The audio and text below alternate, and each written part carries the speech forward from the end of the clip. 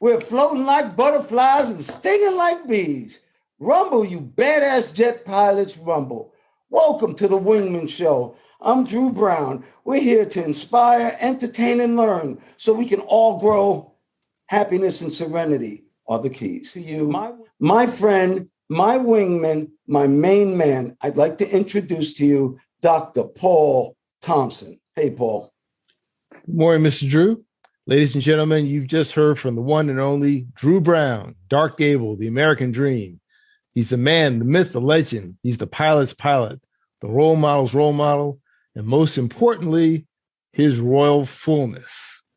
Thank you for listening to the podcast, looking at the podcast. And if you could, please remember to like, share, and subscribe.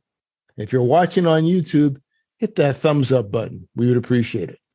I'm doing very good this morning, Mr. Drew. How are you? I'm doing great. You ready to start this show? I'm ready. All right, well, check this out. Bundini's American Dream. B.A.D, B.A.D. Okay. Bundini's American Dream. Since Daddy traveled the world at a young age and quickly realized that people were way beyond what they looked like, and he did not judge people by the color of their skin or what they believed in, he judged them by their spirit and their character. So when he went back to the world, he had an edge because his blinders were open, and he weaved and hustled with his God-given talent to inspire and motivate his way into society, knowing just one thing, that whatever he did and no matter how he made it, his son would get an education, because he realized that's the one thing that he lacked was a formal education. Although he was the dean of street smarts, reading people, survival, and really knowing that shorty always comes through university, education was his number one priority for his son.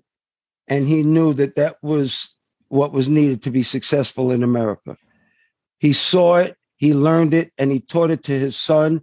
His son taught it to his grandchildren, and they both proved his theory correct. That sounds good. That's going to be like the opening or something. Is that going to be written or spoken? That's the basis of the documentary. Okay, that's your summary. Nice. It has nothing to do with white and American dream. And I don't know how he did, but I'm not kidding. As quickly as I could say it, he made it. And the one goddamn thing that he did not joke about more than fighting, championships, all that BS, the one thing he did not joke about was education. To the point of, I went to college like I was actually going to high school.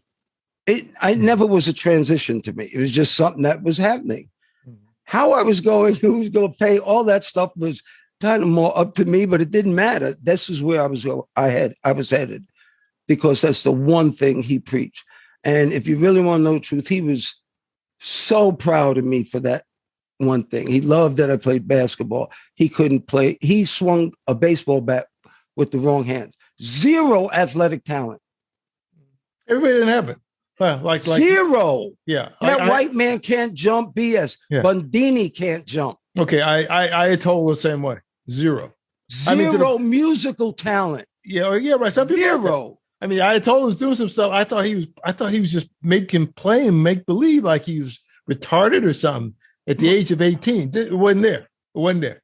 Everybody's not doing 5 basketballs and making a souffle at the same time. No, I'm not kidding. My father used to make me dance for his friends because he had no rhythm. all the idiosyncrasies. So you like one of those guys in New Orleans with the bottle caps on the heels, dancing in the streets, which I thought was. You really want to know? Kind of like that in front of his friends. And then my grandmother used to make me sing Hava Nagila in front of her friends. Okay. Does anybody have like an accordion? Was the music going? No, I was dancing to the Jackson 5. Okay. Dance, dance, dance, dancing machine. Can you get down? Can you get down? Yeah. Okay. Oh, yeah. It's a slight change of thing. Did you get that message I sent about that concert coming in September? Yes, I did. I don't like those people, but Katrina did, obviously. Oh, really? You didn't like them? Okay. No, I like the SOS band. SOS, that's mainly what I was looking for. Right. The other ones, no, I don't do that. Can function. There's certain music I don't do. Anyway, I want to just get back to that one thing. My father broke all the stereotypes for a black man that they could have. Yeah. This is way before anything. Some people can't. It's not there, and other folks is there. They don't like it. I mean, Camille is great at all her sports. There's also how you grow up. My father didn't have no damn time for no basketball, baseball, running. That's a new. His brother was trying to survive. He was going from house to house with a note on his chest saying, "Will you take care of my boy for a little while?" Yeah, same here. I mean, my parents, they worked till they retired. Right. He sold hangers. I think he told me at 6. Clothing hangers you get from the cleaners and things. He sold on the corner. That's when he started his work thing. So actually, he didn't have time for soccer, and he didn't have a soccer mom. That's new generation. Lots of time, integrated world, freedoms that were non-existent and could even result in death. So there are a lot of things that a younger person could take for granted that, I'd say like, this didn't exist. This wasn't possible. This was freaking dangerous. So there are a lot of things that there's certain folks who can take for granted. For most black people, you're talking maybe a generation. This is new. This is still New Jack City. We're just getting to retirement now. You're a baby boomer. We're just getting to retirement now. The experiment is still going on. It'll be reviewed. The whole integration thing will be reviewed maybe 50 years after we're gone. This is a long It's term. being revealed to me now. No, not 50 years after we're gone. It's being revealed to me now. I know what's going on. I mean, I know that there's something bigger than us, and I know good overcomes evil. I do know that. I'm not waiting for me to die to realize anything. Oh, I didn't tell you to do that. I'm just saying in terms of analysis, you're just still going over the founding fathers. It's just that it's called evolution. It's called change. The one thing that people don't realize, the one thing that won't ever change, and I'm not using the N word, but won't ever change is change. This is a good subject that we're talking about. Is marriage necessary anymore? We were talking about it's a new generation. People are not getting married. Yet we come from that last generation that it's decent and proper, and that's what you're supposed to do. So unless it's for tax benefits or you have a child, and really it is for tax benefits, do you need to get married anymore? The new music that's coming. I'm not kidding. Why do you think there's violence at a concert, Paul? Because all they talk about is killing and guns and money, and I'll take your shit. Okay? So what do you expect? What do you expect? What happened to the word love songs anymore? What is that? Yeah, no, I love money. That's why I wanted to go see the SOS band. Just Be Good to Me. It was a love song. Remember? Yep. We should play that. I mean, it's great. I just looked at it the other night. It's like, this is really good. This is really good. They were on Soul Train. This is a long time ago. So there is none. And I think that's why there's a lot of unhappiness. I can get into that more in the recording. No, we can. We could talk about it right now. Haiti, South Africa, and Cuba. They're rioting. Poor people are tired of being poor.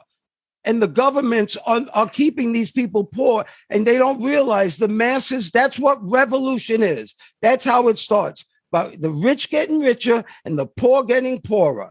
And in case you're poor in this country, don't you worry about it, because I have some news to tell you, Paul.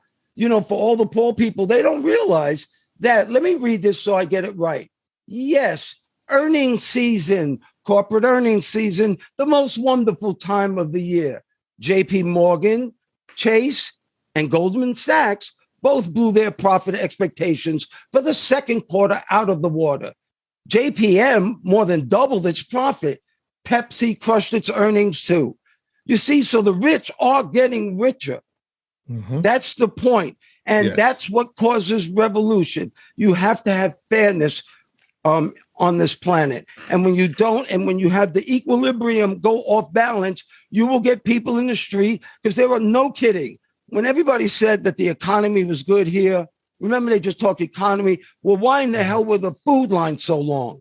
If the economy was so great, they said they had food lines like around blocks and blocks Miles and blocks. in some cases. Yeah. And people are not on that line for fun. Yeah. Oh, one more thing I forgot to tell you. Oh, there's a great one. Richard Branson went into space. Yes. Him and his friend, Jeff Bezos, who are both multi-billionaires, not billionaires. No. Who's a billionaire? Oprah. Chris Rock said that if Bill Gates woke up from a nightmare that he had Oprah money, he would slit his throat on the way down from jumping off the roof. Yes, I remember that. And the people who are really rich are the people who own blue. Yes. The color blue. Now they're having a battle between spaceships because Jeff Bezos of Amazon is launching his spaceship this week, and they're going to see who goes higher. So that was the rich man's news. Right. Paul, it can't go on like this. Yeah. Well, who goes higher? I did watch that when he went into space, when Branson went into space. And that was interesting. I'm just interested in the physics aspect of it, by being launched from, a mothership and going up, which saves them from getting, crushed from the ground up, as opposed to a normal space launch. There's no massive G forces on them, which is pretty unique. I was impressed by that. And I think you're up there, there's like 3 or 4 minutes, 0 G. Well, that's good. You can actually 0 G in a lot of airplanes, even inadvertently. Will you tell them that that's what you used to teach? Inverted negative spins in a Navy jet, which is the craziest thing I've ever probably done in a jet voluntarily. So Can you explain this negative G thing? Because you do not have to go that high to do this. Okay. Well, it's that is extremely violent. Now, did you do that in training? Did you do the yes. Yes. It was called the out of control. Yes. Out of control program. I was one of the forerunners in that. I volunteered to do it. I get some stuff in return. Okay. I didn't have to fly at night. Huh? What'd you get? Oh, well, basically they're looking for people to do this. And there were like 3 of us that volunteered. And the deal was you had to be a fleet guide. It was like a whole bunch of quals. There's only like about half dozen people could even do it. And wait a minute. A fleet guide. That means you have had to already been out to sea? Yeah. Yeah. Okay. You had to have had a fleet tour. Just a full fleet tour out to sea one time. Okay. And about half the instructors were, half of them weren't. And I agreed to do it. Say, well, if you do it, I said, if I do this, I don't want to fly at night. That was my deal. No night flying. Isn't that something that's we can get later how ironic that was.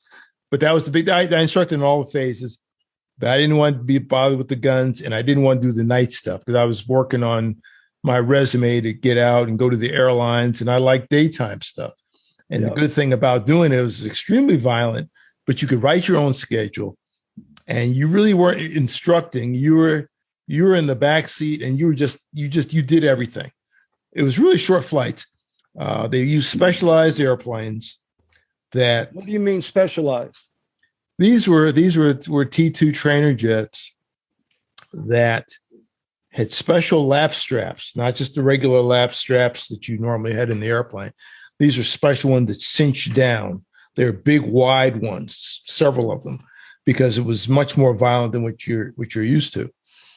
And usually at the end of those flights, they'd have to look at the airplane really good, see if anything came off of it, which nothing ever did when I flew it, but you never knew. All the fluids are gone. The instruments are gone. They can't handle it. So basically it was always on a beautiful VFR day, which is visual flight rules. bright and sunny, because you're not going to have, right. Nothing's going to work in the airplane except the engine and your watch. All those other things are trash. So it was like you always did like about 15 miles in the field from 15 to 27,000 feet. In any case, that inverted spin was particularly difficult, and there are positive and negative G's.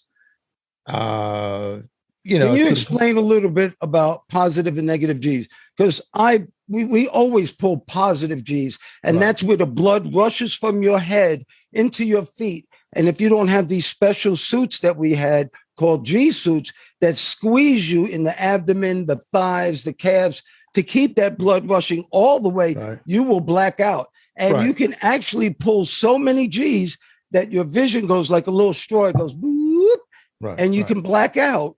So the other part of that, though, and this is what that's not violent, because actually when you black out, you'll let go of the stick and you will be unblacked out. You can't stay blacked out and keep pulling G's. But negative G's is probably one of the worst feelings I've had in the airplane, because I felt out of control. I was upside down with my head on the canopy and I couldn't reach shit. No throttle, no stick. I was completely out of control. And you did not feel very good at all. Yeah, and you're 6'5" with long arms. You still can't get it. That's why you had that. Please explain the violence in that flight. Well, it's just a G. Like, if you're sitting down right now, you're at 1G. Most of us are at 1G. It's acceleration of gravity going to the earth. Okay, fine. When you're in an airplane, you can actually pull back and increase that force, that upward force. You're going away from the earth. You're going away from the center of the earth. You're kind of increasing the G. If you do the opposite and go down towards the center of the earth, you've already got 1G on you. Now you're helping it more. So that's like a negative. So we're at 1. All of a sudden we go to like zero G. We're floating. Right. You're floating to 0, going down. You're floating more. Now, -1, -2. So can you explain the actual flight that you did? Just give us the quick trip. The typical inverted spin, basically, there's a couple ways to enter it, but I always do it in the form of a loop. I'd come up around and be pointing at the sky, going at about a 45-degree angle, going up near the top, about 27,000. That's where I like to start. I started at 20. I climb up to about 25, 26, 27. I wanted everything in case things didn't come out right, because you would have to eject at 10,000. That happens really quick. Right. So I had to plan. I said, if you enter this thing at 20,000, go inverted, you usually want about 5,000 or 6,000 feet, because 27 was the top and I didn't want to get any trouble. So, you're going upside down at a 45-degree angle, upside down, and you just pull the power back to idle. And you just watch the airspeed bleed out, and the airplane keeps going up. Okay, it's up into a point. Then gravity makes it stop, and you slide backward.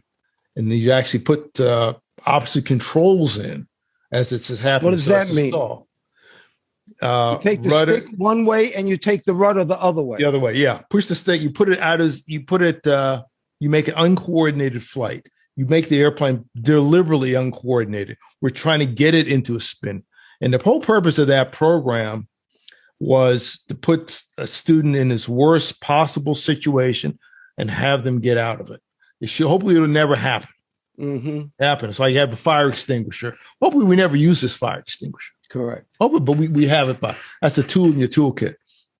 Anyway, you start this and you hit opposite controls, and after a while, if you ran out of airspeed, boom, the airplane would depart, and it would do all kinds of things. I don't know exactly what it did. You need to see it from the ground. I've seen videos of it, and the thing is, it's tumbling in all directions. You sense one thing, you look at your instruments, but the thing is, the good thing about it was that you could use any spin recovery procedure of any Navy airplane in this T2, it would work. So anybody could practice, no matter what you came from. Okay, do your procedure for your A7, your F4, whatever it was. It'll come out. So how long did you stay in that inverted spin? It probably felt like, I would time guys, it probably felt to the student, probably felt like about 5 hours. In reality, it was probably 10, 12 seconds, because you get something called time distortion. You don't know, you're in a stressful situation. You don't know how long it lasts. Correct. The guy tried to mug me on the street in Chicago one time, and I kind of reversed things on him. He attacked me at night on a rainy night on Michigan Avenue in front of the Walgreens, shoving. I'm going off topic here about get back on. Shoved me towards a plate glass window, which I didn't want to go to, and I just did an Aikido wrist lock on him and turned him. Don't even remember doing it. We just ended up that way. Muscle memory from doing stuff for a lot of years. Did he know who he was messing with? Did he have no? Any He didn't. idea I didn't see him. He was messing with Dr. Paul, a Navy freaking badass jet pilot. Well, I don't think it mattered. He wanted some money anyway. He actually he asked me not to hurt him because I hit him. I hit him in a very bad situation, and I didn't hurt him. Glad he didn't pull out a weapon on me. Obviously, he didn't have one. But the thing was that in that thing, I've relived it myself. How long did it take? And it felt like it was like 10 minutes I was fighting him. In reality, it began in over, I'd say probably 45 seconds at the most, probably 30 seconds. Wow. It was a time night distortion. in the rain. But anyway, yeah. So anyway, you get time distortion. I don't know how long it was. Maybe it's 10 seconds, maybe it's 10 minutes. But when you get into that spin, I would ask the students, I'd say, okay, how long do you think we're in it? And I would hit the clock. So I knew. And guys would say, I hear everything from like 10 seconds to like 2 minutes. And the average was about 16 seconds. That was my own little personal experiment. Wow. So it was basically, you were doing negative G's, positive G's and stuff, and hope the airplane. But the airplane always came out. You could just take your hands off of it. In fact, most commercial jets are like that too. You don't hear about jets spinning. If you just let it go, because of the aerodynamics, they've got the wing twist where the thing will sense the relative wind. It will take itself out. But there was an Airbus that crashed in South Atlantic. There's an Air France. And they basically got out of control, and the airplane crashed into the sea. But the reality was the first officer had panicked, and he held the stick back, and he never released it. Every airplane would have probably recovered. But it went into a stall at 38,000 feet and hit the ocean in a full stall. And the analysis showed that the guy just froze, and he had it locked, and you got to let it go. Did you say Air France? It was Air France. Well, guess what? Guess what else is in France? What's in France? COVID. And the president just said, if you want to go to a restaurant, if you would like to go to the movies, if you would like to go to a store, you're going to have to get a vaccine. You're going to have to get vaccinated. And over 1 million people went the next day to get vaccinated. Is something wrong with these people? Because I even heard somebody say, they'll give me a vaccine on my way to my grave. No, you'll already be on the way to your grave. That'd be a waste of vaccine. Understand that this COVID is coming back, Paul, and people are still not getting vaccinated? It's a pure science thing now. Are they that ignorant, honest to God? Because they're the same people, believe it or not, who drink a lot of coffee, don't they, Paul? They drink a lot of coffee. And guess what? Coffee's going to double in price because some people don't believe that the weather is changing. Some people don't believe in climate change. Well, it's so hot in Brazil that there's a drought and the coffee beans are not growing. And so coffee is expected to rise. And somebody said, how much more expensive can Starbucks get? So it seems like the same people not getting vaccinated, the same people don't believe that fires in California, it's going crazy. Those spaceships, man, them firing them lasers, zoo, zoo, zoo, zoo. And it's really not funny. A lot of land is being destroyed. Yeah. I have friends who live out in the West Coast. They said it's hot and hotter. That Lake Mead in Nevada and parts in California, they've been in a drought for years. It's going down. They supply water to Las Vegas. Some goes to Los Angeles.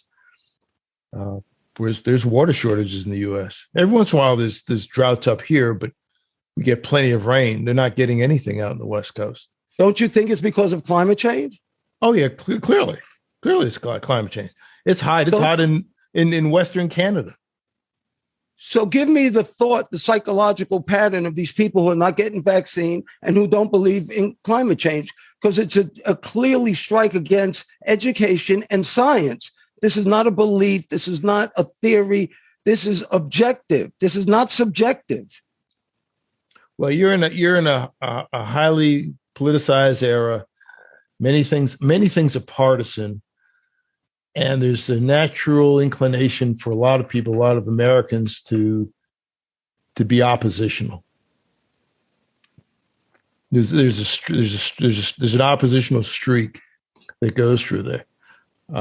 Some of it's from child rearing, and I think a lot of it's from frustration, because so many things are changing so quickly, and there's so much information that there's information overload. I don't want to process it. You give me too much to think about. I want to do what I want to do because I want to do it. So this collective thought of doing things for the greater good for most people, and we're more of an individualistic kind of nation. Everybody's kind of on their own on average. Yeah. And that's, we're kind of selfish, because the opposition is not because I've got scientific evidence that I don't have anything. I just don't feel like doing it. I don't even feel like looking to you. I don't want to listen to you. I'm not getting those, because I don't want to get, maybe some people are afraid of getting pinpricks, but I think at this point, you're crazy. I think the generation between the spanking generation and the timeout generation has changed a lot. Oh, yeah. Like we were talking about marriage. Is marriage necessary anymore? Times have changed a lot. Right. I got good news, and I can't wait for you to talk about this, because you've gone in depth on this. First, I want to give you what avant-garde means, because there's somebody whose last name was changed to avant-garde.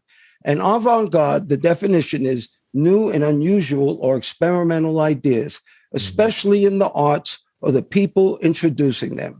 And that was an album. That was the name of an album by John Coltrane.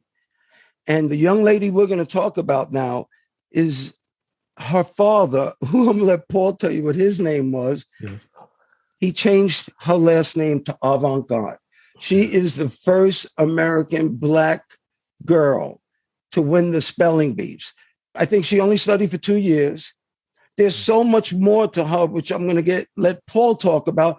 But put it this way, she wants to go to Harvard, she wants to go to WNBA, and she wants to work at NASA. Paul, Dr. Paul, please tell them about this fascinating young lady. There's Zayala Avant-Garde. Very, very interesting. The name, you talked about the name, and I think the first name has some. Zayala is, I think, is some kind of Asiatic. Well, I forgot what it is. I'm not going to make up what I think it is, but avant-garde, yes, new and unusual.